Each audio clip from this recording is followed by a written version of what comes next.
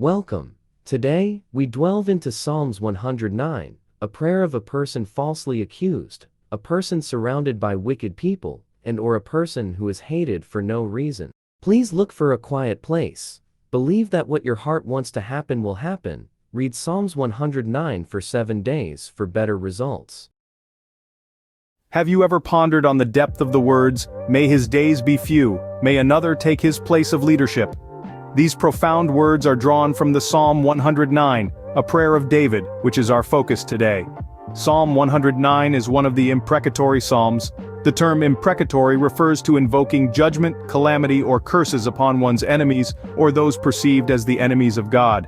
It's a raw, honest, and intense psalm that reflects the deep human emotions of David when faced with severe trials and unjust enemies. As we delve into this psalm, the first 5 verses show David crying out to God about his enemies, who repay him evil for good and accuse him falsely.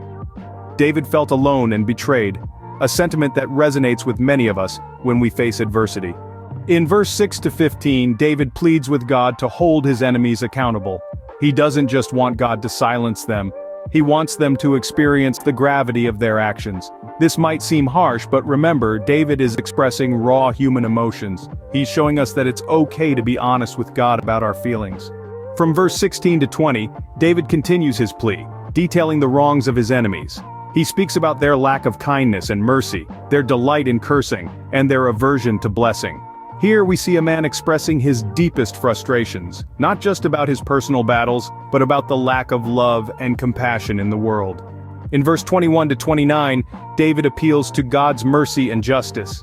He acknowledges his weakness and his need for God to intervene.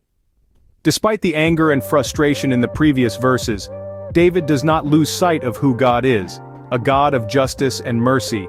From verse 30 to 31, David reaffirms his trust in God. He promises to praise God and express his gratitude, confident that God will stand by him. Even in the midst of his trials, David chooses to worship, showing us that worship is not just for the good times but also for the moments of deep distress.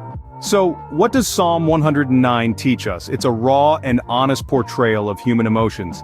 It shows us that it's okay to express our frustrations and anger to God, that He listens and He cares. It reminds us that God is a God of justice who will hold people accountable for their actions. But it also shows us that in the midst of our trials, we should not lose sight of who God is, and we should always choose to worship Him. This psalm may be challenging, but it carries a profound message about honesty, justice, and worship. It's a reminder that even in our darkest moments we can turn to God, express our deepest emotions, and trust in His justice and mercy. As we wrap up, remember this: God is not distant or detached from our struggles. He listens, He cares, and He acts.